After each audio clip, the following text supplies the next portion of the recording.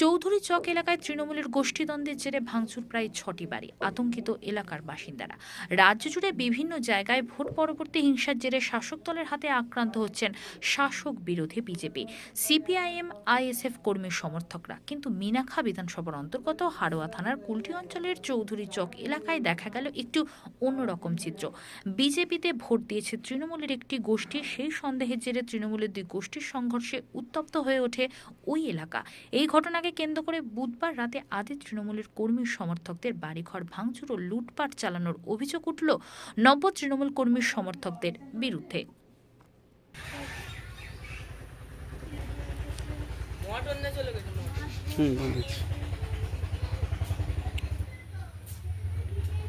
জিনিসপত্র সব ছিল, সব নিয়ে দুটো সাইকেল বলো, এখানে কিচ্ছু নেই, ঘরে ঢুকে তালা মারা সব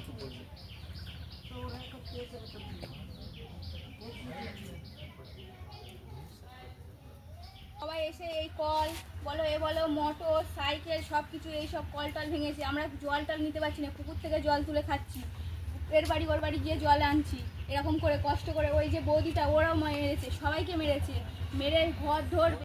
পুলিশ নেই? পুলিশ হ্যাঁ, সিভিল পুলিশ সকাল থেকে দিয়ে এমনি পুলিশ সকালবেলা এসে জল দিয়ে চলে গেছে।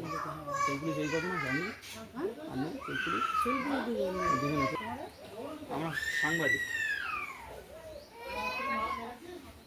আমাদের গিরিলির কাছে এক গাওলা ইট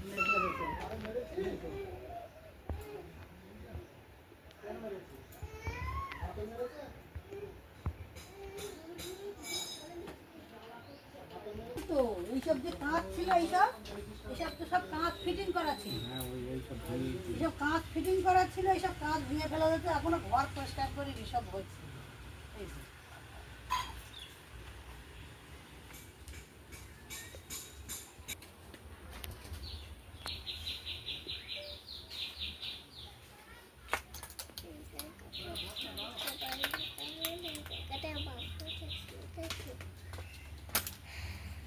কাঁচের উপরে সব কাজ গেছে।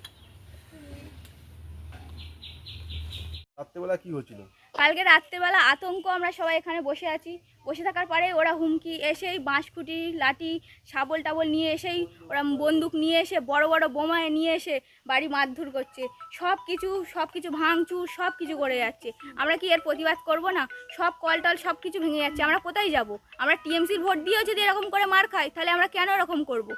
সব কিছু সারা জিনিসপত্র ভেঙে দিয়ে যাচ্ছে, অমুক করবো সেই করবো, গ্রিলটা ভেঙে মারধর করছে, দুটো সাইকেল দুটো ভেঙে দিয়েছে, কলগুলো ভেঙে দিয়ে চুরি করে নিয়ে চলে যাচ্ছে, মোটরগুলো নিয়েও চলে যাচ্ছে। কেন, ওরা কি ভিখারি? খাওয়া দাওয়া হয় না ওদের? এইসব নিয়ে ওরা ফুর্তি করবে?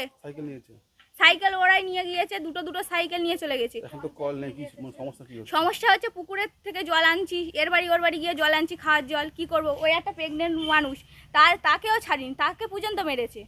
এর আমরা শাস্তি চাই, শাস্তি না দিলে আমরাই দেখে নেবো কি করতে পারি। তোমার নাম? আমার নাম মনিকা মণ্ডল।